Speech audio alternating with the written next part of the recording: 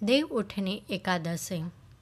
वैदिक पंचांग के अनुसार हर साल कार्तिक माह के शुक्ल पक्ष की 10वीं तिथि के अगले दिन देव उठनी एकादशी मनाई जाती है।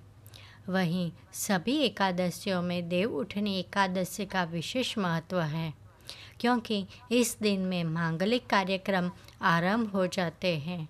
क्योंकि चातुर्मास की शुरुआत देवशयनी एकादशी से होती है और इसका समापन देव उठनी एकादशी पर होता है। वहीं देव उठनी एकादशी को हरि प्रबोधिनी एकादशी और देवोत्थान एकादशी के नाम से भी जाना जाता है। साथ ही देवशयनी एकादशी से 4 माह बाद देव उठनी एकादशी पर भगवान श्री हरि जागते हैं और अपनी कृपा बरसाते हैं। देव उठनी एकादशी तिथि 2024।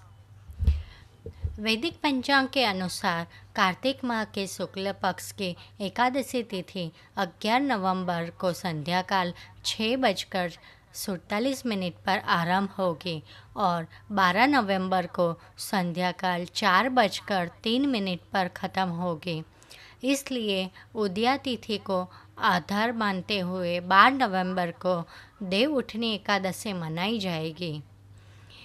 इसके अगले दिन तुलसी विवाह है। तुलसी विवाह तिथि से सभी प्रकार के शुभ कार्य किए जाते हैं। देवशयनी एकादशी पूजा विधि। सुबह जल्दी उठकर स्नान आदि से निवृत्त हो जाए। घर के मंदिर में दीप प्रज्वलित करें। भगवान विष्णु का गंगा जल से अभिषेक करें। भगवान विष्णु को पुष्प और तुलसी दल अर्पित करें। अगर संभव हो तो इस दिन व्रत भी रखें। भगवान की आरती करें, भगवान को भोग लगाएं। इस पावन दिन भगवान विष्णु के साथ ही माता लक्ष्मी की पूजा भी करें। इस दिन भगवान का अधिक से अधिक ध्यान करें। देवशयनी एकादशी महत्व।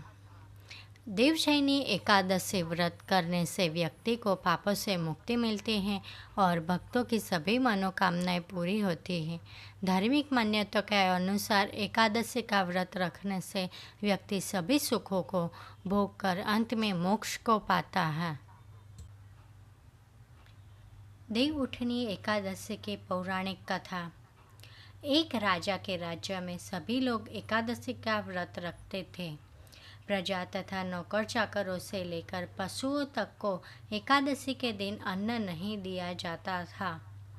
एक दिन किसी दूसरे राज्य का एक व्यक्ति राजा के पास आकर बोला, महाराज, कृपा करके मुझे नौकरी पर रख ले। तब राजा ने उसके सामने एक शर्त रखी कि ठीक है, रख लेते हैं, किंतु रोज तो तुम्हें खाने को सब कुछ मिलेगा, पर एकादशी को अन्न नहीं मिलेगा। उस व्यक्ति ने उस समय हाँ कर ली, पर एकादशी के दिन जब उसे फलाहार का सामान दिया गया तो वह राजा के सामने जाकर गिड़गिड़ाने लगा, महाराज, इससे मेरा पेट नहीं भरेगा, मैं भूखा ही मर जाऊंगा, मुझे अन्न दे दो। राजा ने उसे शर्त की बात याद दिलाई, पर वह अन्न छोड़ने को राजी नहीं हुआ। तब राजा ने उसे आटा, दाल, चावल आदि दिए। वह नित्य की तरह नदी पर पहुंचा और स्नान कर भोजन पकाने लगा। जब भोजन बन गया तो वह भगवान को बुलाने लगा, आओ भगवान, भोजन तैयार है। उसके बुलाने पर पीताम्बर धारण किए भगवान चतुर्भुज रूप में आ पहुँचे तथा प्रेम से उसके साथ भोजन करने लगे। भोजन आदि करके भगवान अंतर्ध्यान हो गए तथा वह अपने काम पर चला गया। 15 दिन बाद अगली एकादशी को वह राजा से कहने लगा कि महाराज, मुझे दुगना सामान दीजिए। उस दिन तो मैं भूखा ही रह गया। राजा ने कारण पूछा तो उसने बताया कि हमारे साथ भगवान भी खाते हैं, इसलिए हम दोनों को लिए ये सामान पूरा नहीं होता। यह सुनकर राजा को बड़ा आश्चर्य हुआ। वह बोला, मैं नहीं मान सकता कि भगवान तुम्हारे साथ खाते हैं। मैं तो इतना व्रत रखता हूँ, पूजा करता हूँ, पर भगवान ने मुझे कभी नहीं दर्शन दिए। राजा की बात सुनकर वह बोला, महाराज, यदि विश्वास न हो तो साथ चलकर देख ले। राजा एक पेड़ के पीछे छिपकर बैठ गया।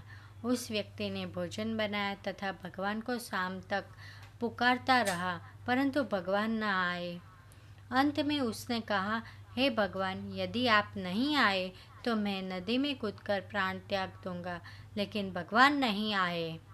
तब वह प्राण त्यागने के उद्देश्य से नदी की तरफ बढ़ा।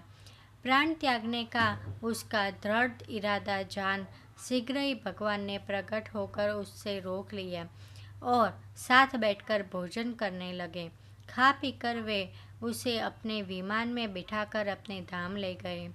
वह देख राजा ने सोचा कि व्रत उपवास से तब तक कोई फायदा नहीं होता जब तक मन शुद्ध न हो।